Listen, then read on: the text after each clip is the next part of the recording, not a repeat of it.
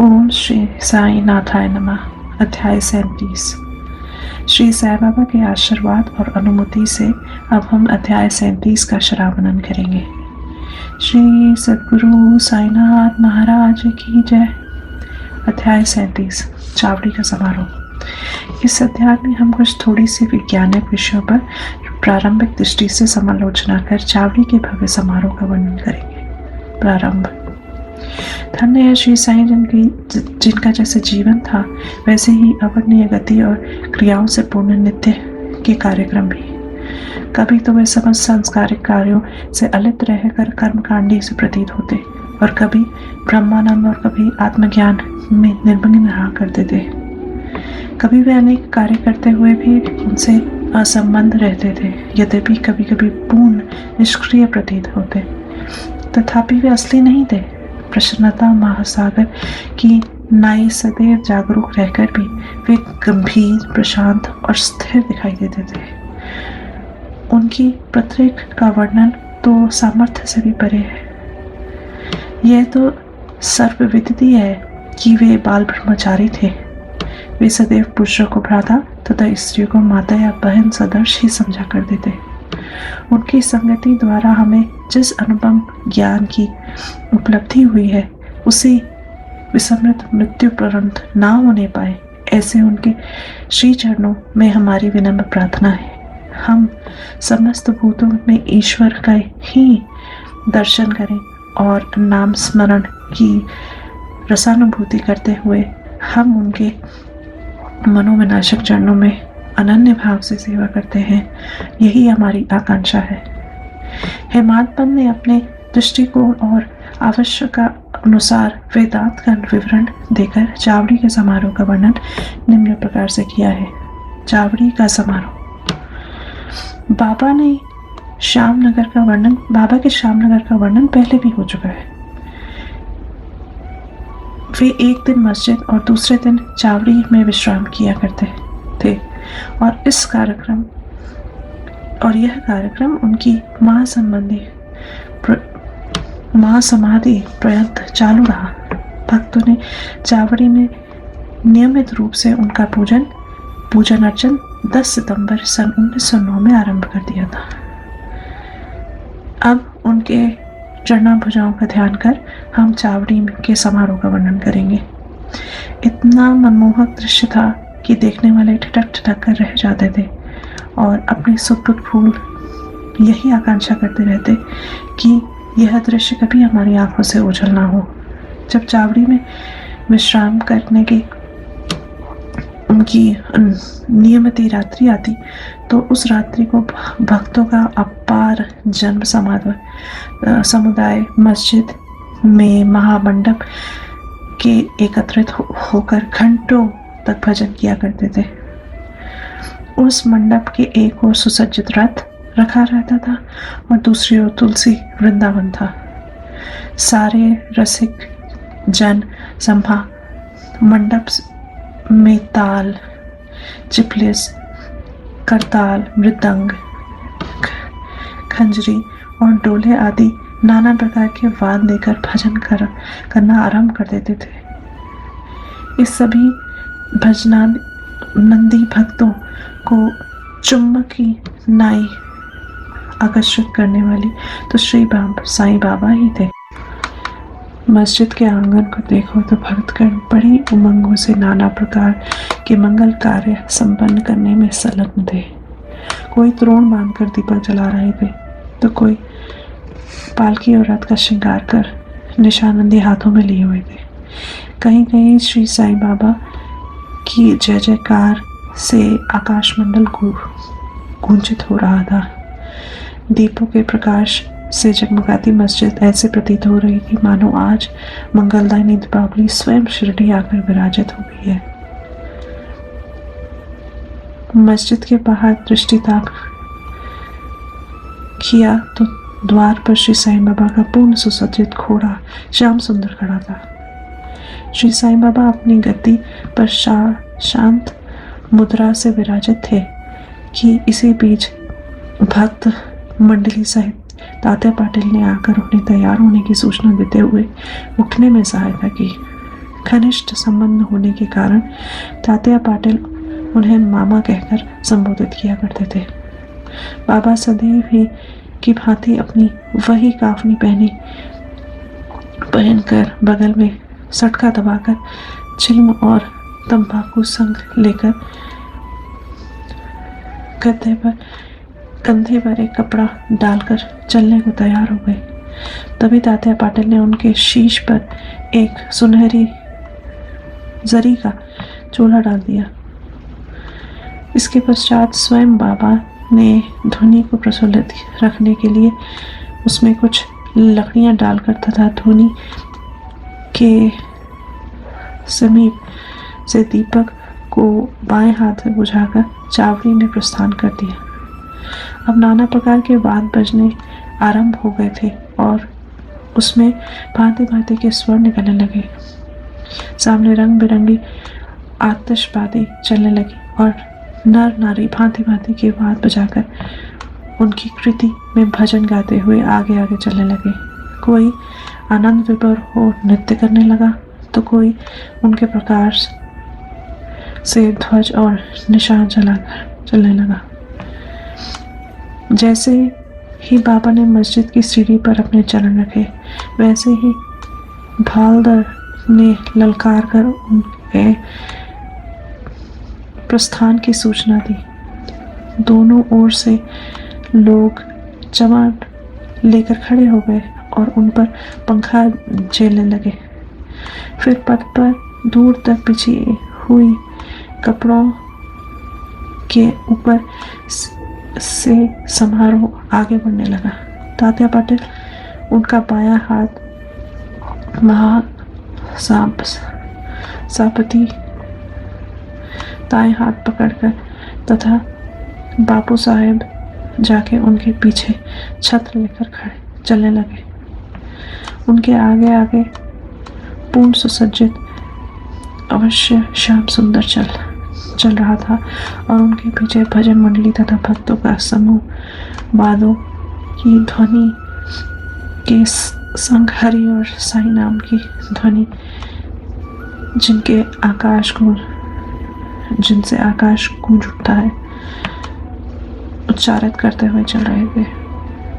अब समारोह चावड़ी के कोने पर पहुंचा और सारा समुदाय अत्यंत आनंदित था तथा प्रफुल्लित दिखलाई पड़ने लगा।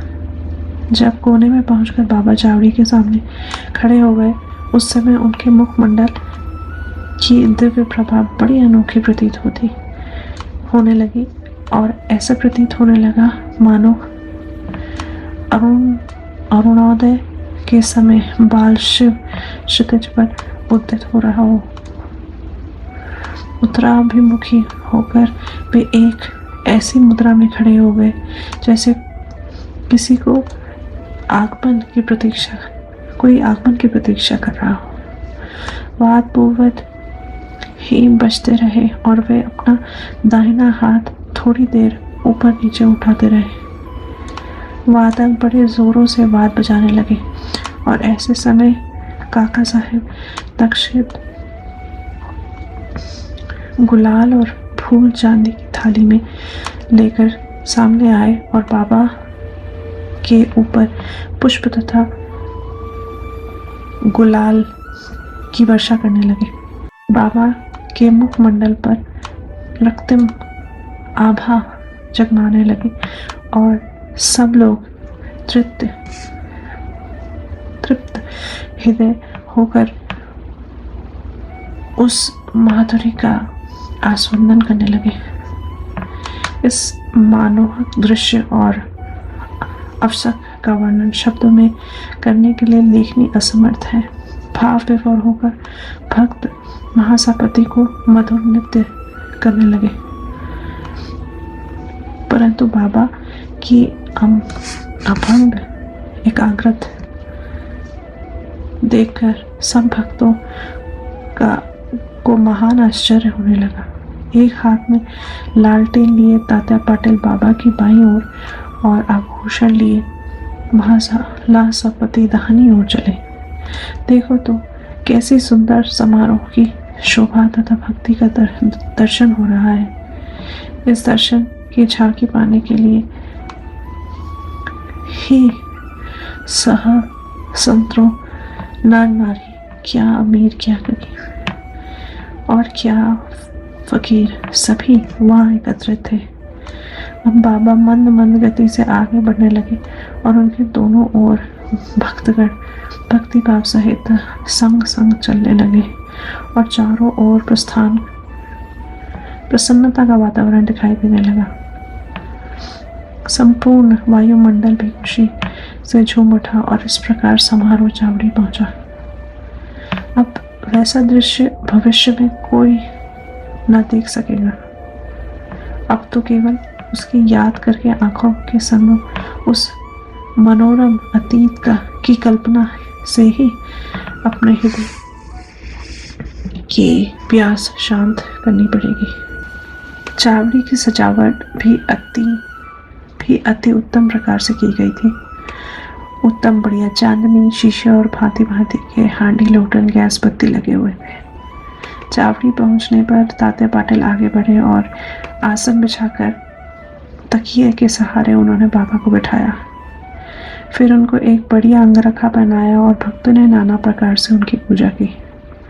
उन्हें स्वर्ण मुकुट धारण कराया तथा फूलों और जवाहरों की मालाएं उनके गले में पहनाई। फिर ललाट पर कस्तूरी का वैष्णवी तिलक तथा मध्य में बिंदी लगाकर दीर्घ काल तक उनकी ओर अपलक निहारते रहे। उनके सर का कपड़ा बदल दिया गया और उसे फिर ऊपर ही उठाए रहे, क्योंकि सभी शंकित थे कि कहीं वे उसे फेंक न दें। परंतु बाबा तो अंतर्यामी थे और उन्होंने भक्तों को उनकी इच्छा अनुसार ही पूजन करने दिया। इस आभूषणों से सुसज्जित होने के उपरांत तो उनकी शोभा अवर्णनीय थी।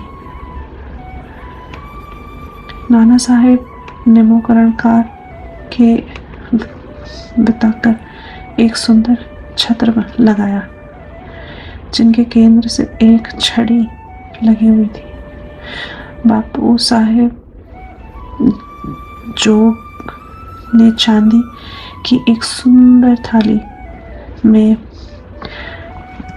पात्र का शलन किया और अर्घ्य देने के पश्चात उत्तम विधि से उनका पूजन अर्चन किया और उनके हाथों में चंदन लगाकर पान का बीड़ा दिया। उन्हें आसन पर बिठाया गया। फिर तात्या पाटिल तथा अन्य सब भक्तगण उनके श्री चरणों में अपने अपने सिर झुकाकर प्रणाम करने लगे। जब वे तकिए के सहारे बैठ गए तो भक्तगण दोनों ओर से चमर और पंख झेलने लगे। श्यामा ने छिल्म तैयार कर तात्या पाटिल को दी। उन्होंने एक फूंक लगाकर चिल्म प्रज्वलित की और उसे बाबा को पीने को दिया। उनके चिल्म पी लेने के पश्चात फिर वह भक्त महालसपति को तथा बाद में सब भक्तों को दी गई। धन्य है वो निर्जीव चिल्म, कितना महान तप है उनका, जिनके कहानुसार द्वारा पहले चक्र पर घुमाने, धूप में सुखाने, फिर अग्नि में तपाने और अनेक संस्कार पाए, तब कहीं उसे बाबा को के कर स्पर्श तथा चुम्बन का सौभाग्य प्राप्त हुआ। जब ये सब कार्य समाप्त हो गए तब भक्तगण ने बाबा को फूल मालाओं से लाद दिया और सुगंधित फूलों के गुलदस्ते उन्हें भेंट किए। बाबा तो वैराग्य से पूर्ण अवतार थे और वे उन हरी जवाहरात व फूलों के हेरों तथा इस प्रकार की सच धज में कब अभिरुचि लेने वाले थे। परंतु भक्तों के सच्चे प्रेम वश ही उनके इच्छा अनुसार पूजन करने में उन्हों को कोई आपत्ति नहीं थी। अंत में मांगलिक स्वर में आवाज बजने लगे और बापू साहेब जोग ने बाबा की यथाविधि आरती की। आरती समाप्त होने पर भक्तों ने बाबा को प्रणाम किया और उनकी आज्ञा लेकर सब एक एक करके घर लौट गए। तब तात्या पाटिल ने भी उन्हें चिन्ह पिलाकर गुलाब जल इत्र इत्यादि लगाया और विदा लेते समय एक गुलाब का पुष्प दिया। तभी बाबा प्रेम पूर्वक कहने लगे कि तात्या, मेरी देखभाल भली भांति करना। तुम्हें घर जाना है तो जाओ, परंतु रात्रि में कभी कभी आकर मुझे देख भी जाना। तब स्वीकारात्मक उत्तर देकर तात्या पाटिल चावड़ी से अपने घर चले गए। फिर बाबा ने बहुत सी चादरें बिछाकर स्वयं अपना बिस्तर लगाकर विश्राम किया। अब हम भी विश्राम करें और इस अध्याय को समाप्त करते हुए यह पाठकों से प्रार्थना करते हैं कि वे प्रतिदिन शनय के पूर्व श्री साईं बाबा और चावड़ी समारोह का ध्यान अवश्य ही लिया करें। श्री सद्गुरु साईनाथ महाराज की जय।